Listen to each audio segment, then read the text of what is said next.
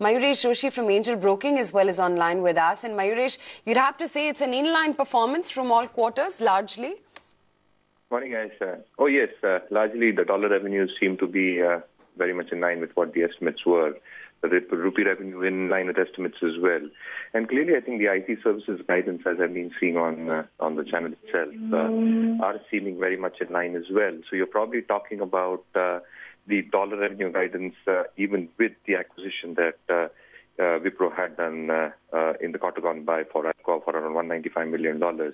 I think that synergies need to still work out. So I think numbers more or less in line with estimates. And again, I think the management commentary, in my opinion, will be more or less stable as we've seen in the past few quarters.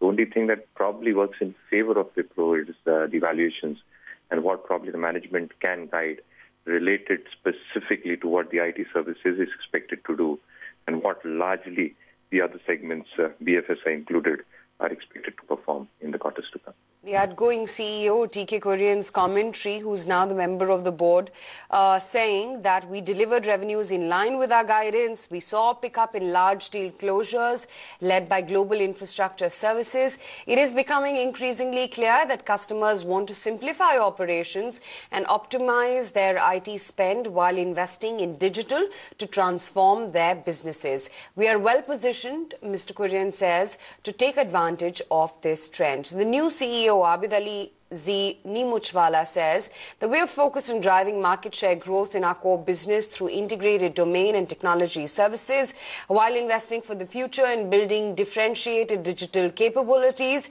He says we will leverage a strong culture of innovation and extremely talented employee pool to build compelling value propositions for our customers. And yeah, Jatin Dalal, the CFO, has mentioned and talked about the Chennai floods as well. He says that during the quarter, we've built a competitive differentiation through the acquisition of two high-potential companies, that's Celent as well as Viteos. He says the impact on revenues from the Chennai floods were minimized significantly by strong execution of our robust business continuity plans, or BCP.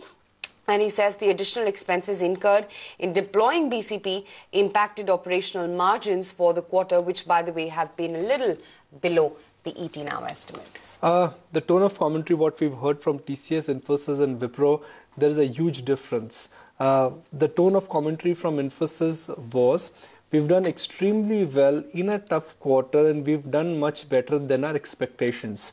And going forward, Infosys is confident of reaching industry growth rate by FY17. That's not what you've heard from Wipro. That's not what you've heard from TCS. In fact, Wipro management is just giving a very generic commentary where they're saying that digital is the big trend and we are well positioned to take advantage of that.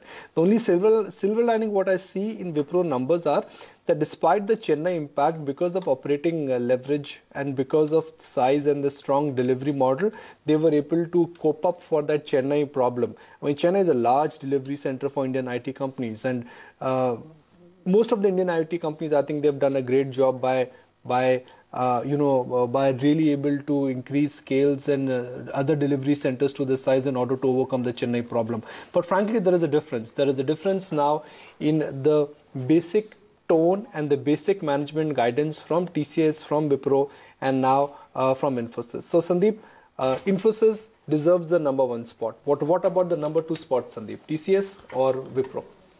No, the #2 slot will remain with TCS because people wait for the results to come. If you go back and you see, people didn't have confidence in Infosys till they started delivering. So once Wipro starts delivering, only then we'll see the shift happening. That's one.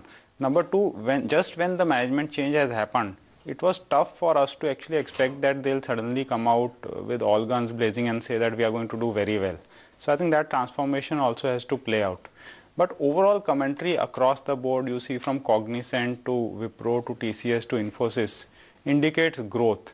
And that's a positive for the IT space, especially the large cap names.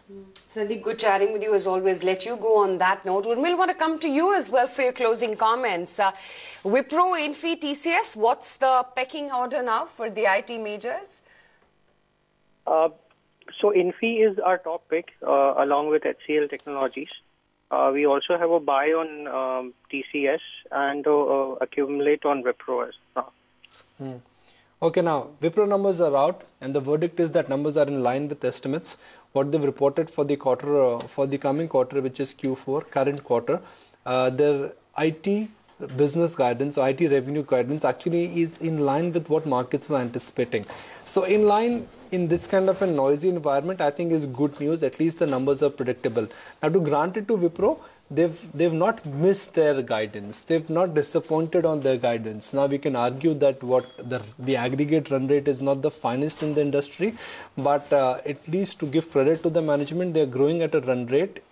They're growing at a run rate which they are guiding for. They are not missing the guidance, which is very, very important. Unlike many other companies and many other, non-IT and IT companies which are missing on their guidance, I think Wipro management has done a great job of at least sticking to the guidance. They've been conservative, but they've been right. That is very important. Right. Mayuresh, your closing thoughts as well. Now that the three of them are out, Infy, TCS as well as Wipro, HCL Technology is left to go. What's your pecking order? No, clearly, Aisha, the underperformance that Wipro has been delivering over the past few quarters, I think we are seeing some pickup probably happening in terms of what the guidance has been given out. But it's not a meaningful pickup that one really expects. And again, I think it's largely to do with the kind of stickiness and lumpiness that we're probably seeing in a lot of their business verticals, IT services included in that. So clearly, I think, as I mentioned earlier, valuations are extremely supportive for Wipro at this point of time. But clearly, I think we'll still stick to our biggies. So we like Wipro and we've got an accumulated rating on that. The conviction still remains with Infosys right there at the top, followed with HCL Tech and TCS. Mayuresh, let you as well go on that note. Urmil, good speaking with you as always. Wipro, we're counting down as to how the pre-open rates are going to pan out for Wipro as well as the rest of the market. Important to take cognizance of what really is happening in trade, considering barring Infy and Reliance, they were the only two bright spots, so to speak. PSU banks got hammered and the market closed in as low as 74.35 thereabouts. Let's also bring on board Mehrabun Irani from